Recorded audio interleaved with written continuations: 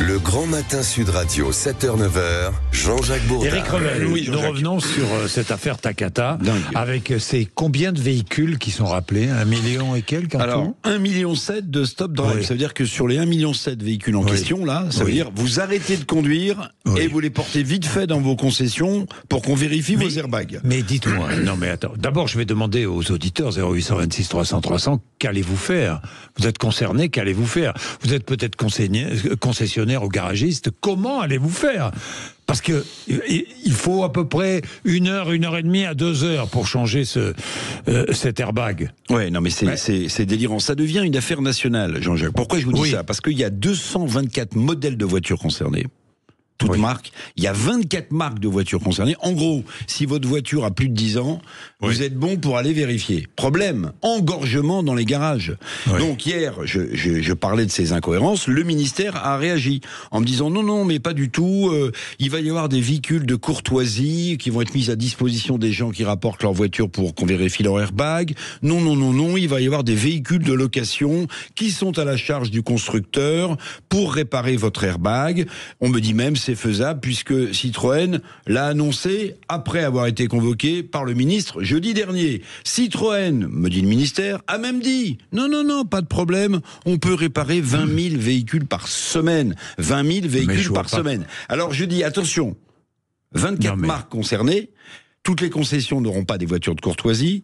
Les locations de voitures, il y en a quelques centaines de milliers, mais les gens partent en vacances aussi. Donc à mon avis, si les gens rapportent une voiture l'été en location, il y en a plus. Il y en a plus. Donc si les gens ramènent leur voiture là à 15 jours des vacances pour les juilletistes qui vont partir là, je vois pas comment on ne passe pas à côté d'un gros bug, Jean-Jacques. C'est pas possible. 1,7 million de voitures. Alors on me dit non mais attendez, nous on protège les automobilistes, on n'est pas là pour les pénaliser.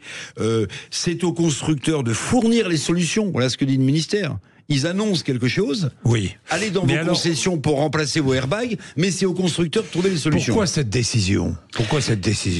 Moi, c'est le principe de précaution, encore une fois. Le principe de précaution mis dans la Constitution par Jacques Chirac. Insupportable. Et je pense qu'effectivement, le ministre... risque zéro n'existe pas. Non. Et le ministre des Transports, moi, Philippe je roulerai avec mon airbag, avec ce risque. Qu'est-ce que vous voulez que je vous dise?